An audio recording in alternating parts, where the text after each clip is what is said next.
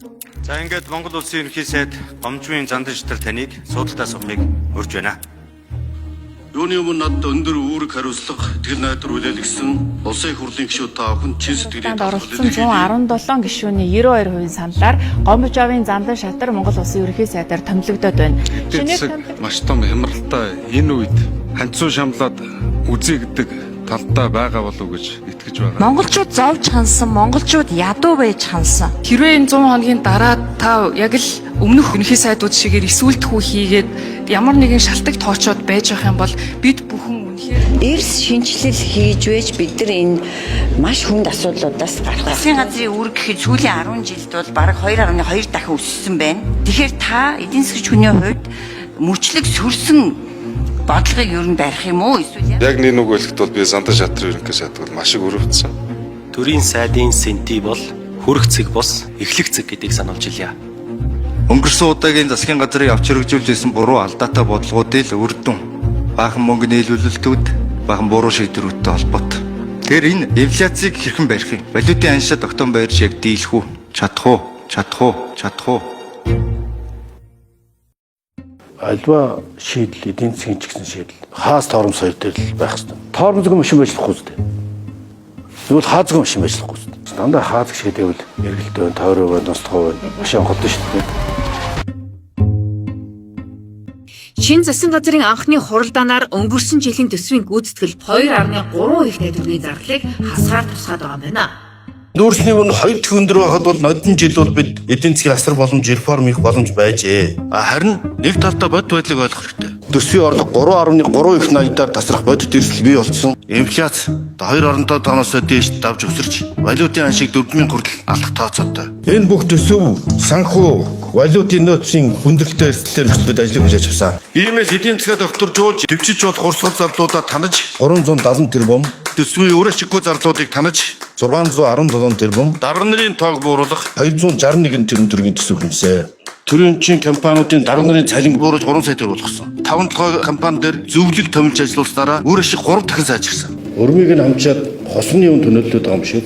7-8 сарын экспорт 1.6 дахин нэмэгдсэн өмнөх хагас жилийнхаас. Биржийн арилжаас сэргсэн. Энэ хэмжээгээр төсвийн орлого, борлуулалтын орлогыг тэнцвэржүүлж чадчихээн. Ийм бодит үр дүнгууд гарсан учраас эдийн засаг дэх өсөлт 5.7% эдийн засгийн өсөлт хүрээд байна. 7 дугаар сарын байдлаар 541 тэрбум төгрөгийн алдагдaltaй байсан төсөв 52 тэрбум төгрөгийн ашигтай болж гүйцэтгэл сайжирчээ. Энэ бол бодит байдал юм. Тоо худлаа ярьдгүй. Одоо өнөөдөр валютын нөөц түүхэнд байгаагүй дээд хэмжээндээ буюу 5.7 тэрбум долларт хүрээд байна. Эрдэнэс хэмжээлдээ бид 2 их найдын ашигтай ажил тооцоотой байсныг хэрэгжил 3 их найд болоо шахсан. Зөвхөн 7 сард бараг 3 сая тонн, 8 сард 3.8 сая тонн нүүрс арилжаасан сүүлийн 1 жилийн хамгийн өндөр үзүүлэлтүүд байгаа. Сайн муу ажилласныг бид өөрсдөө үгүй. Гэхдээ тоо баримтууд бидний 2 сарын ажлын үр дүнг ил тод яруудад харуулж байгаа.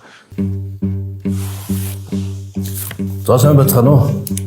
Оюутын төсвийн ордыг шинээр нэлээ. Төрөг нуурыг хурааж авлаа. Сайртын орд газар буюу цайрт минералын цөөхөн хэсэг бүлэг хүмүүс хувьдаа завшсан. Энэ бол одоо илт план цаан дээр юм бичлэгэд борлуулах. 27-28 он GDP-г үндсэндээ даавалдах дэсийн гангийн үйлдвэрүүд ажлаа энэ жил одоо тендерээр зарлаж эхэлж байна. Газын хоолой Монгол улсад амжихад нэлээх орлого олно одоо тодорхойтой байлаад яах вэ? Норвегийн үндсэн хуулиас иш авч баялагын сангийн тухай хууль үндсэн хуулийн нэмэлт өөрчлөлтийг би өөрөө санаачж оруулсан. Энэ үе нийтэд ашиглаждаг биш. Ирээдүйн үедээ үлдээх байх ийм зарчмыг суулгасан юм байна. Харамсалтай энэ үндсэн хуулийн нэмэлт өөрчлөлт маань хэрэгжихгүй болсон. 19 онд шүү дээ. 6 жил болж байна. Одоо хэрэгжээгүй. Үр дүн нь бол 6 жил хүлээхгүй. 6 сарын дотор бид ихний үр дүнгээ гарганаа. Энд дээр жишээлбэл захирлууд бэлэн байна уу? Манай компани хувьд бол тэр 100% дэмжиж байгаа. Надад 2 сайн мэдээ байна. Бид иргэдтэйгээ хамтраад захимаар Эх оны төсвийг хэрхэн юунд зарцуулах вэ гэдэг санал асуулгыг явуулах үүрэг өгчээ. дүр өсгсөн санал асуулга ажиллахгүй. Хэзээ төсвийг ил тод хэлцүүлж байгаагүй. Тэгээ иргэдэг оролцуулах нь зөв. Тэгээ ер нь иргэдээс л ер нь хамгийн зүйл асууж явах нь хамгийн зөв л гэж бодож байна. Тэгэхээр эрүүл сараа залгачмаар би одоо тэгэхээр яахаа. За иргэдээс санал авахд бол эрүүл мэндийн салбарт, боловсролын салбарт, эрчим хүчний найдвартай байдал хангамжинд төлхөө зарцуулаач гэж эхний 3-т эренбэлсэн. эрүүл мэндийн салбарт зарцуулж байгаа хөрөнгө оруулалт 5.5 дахин нэмэгдсэн. Нэгдүгээр 5 дахь судлалын үндэсний төв 2-ыг зөвлөл судасны үндэсний төвийг шинээр байгуулъя. Эдис эрхтэн шилжүүлэн суулгах төв байгуулъя. 19 эмнэлгийг шинээр ашиглалтанд оруулъя гэсэн. Улаанбаатарны хяналтанд авч чадлаа. 2-р боловсролын салбарын хөрөнгө оруулалтыг 2 дахин нэмэгдүүлээ. 73 цэцэрлэг, 117 сургууль, 32 дахь дур байр, багш нарын орон сууцчлалтыг дэмжих, ипотекийн зээлийн асуудлыг шийдэх хөтөлбөр. Эрчим хүчний хангамж хөгжилтийн бэлтгэл байдлын шинж нойр өгөхгүй байна. Миний нойр өгөхгүй юм чинь тааны хаалт авахгүй байгаа гэж итгэж байна. Зам бол үндсэндээ шинэ зам үндсэндээ байхгүй. Нодон жил эхлүүлсэн замуудыг үргэлжлүүлэхгүй болохгүй. И баримт захимаар болдог сүлжээг нэвтрүүлж байна. Ди парламент цэгийг бид санаачилж байсан бол ди гаврын цэгийн мэнийг бий болголоо. Мэдээллийн технологийн үйлдвэрлэлийг дэмжих виртуал бүсийг байгууллаа. За онцгой нөхцөлөд гал төмөртэй ган зүйтэй байсан ч гэсэн онцгойгийн албаагчдынхаа уран шуулал хувь хэмжээ 30%-ийг 40% болгож нэмэгдүүлэхээр шийдвэрлэл өнөөдөр та бүхэнд бас мэдэгдэе. Хар тамхитай тэмцэх албыг тусдан байгуулж хар тамхитай үндсэндээ тэмцлийг шинэ шатанд гаргасан. Авилгатай тэмцэх авилгатай амаарч дүүл хэрэгэ тэмцэх ажлыг эхлүүлсэн. Нөөцийн буцаа олголтыг 5% болгохоор ажиллаж байна. Энд бол одоо 4 амбултай айл жилдээ 2 сая орчим төгрөг буцааж авдаг болж байгаа. Энэ 3 сая хянан шалгах бий болно гэсэн үг шүү. Part time буюу цагийн ажилтай залуучуудын татвар үндсэндээ татвараас чөлөөлөж байгаа шинэ татварын хуулиар. Энэ бол хүний хөгжлийн реформ, 10 цагц реформыг бид эх 5 жилийн үндсэн чиглэл болгож эрхэмслийн бодлого.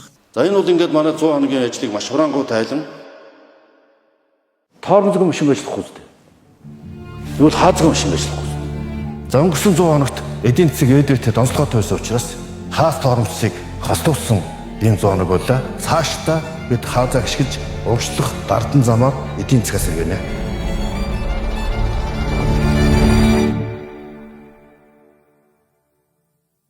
Дараагийн 7 хоног дахин уулзлаа баяр та.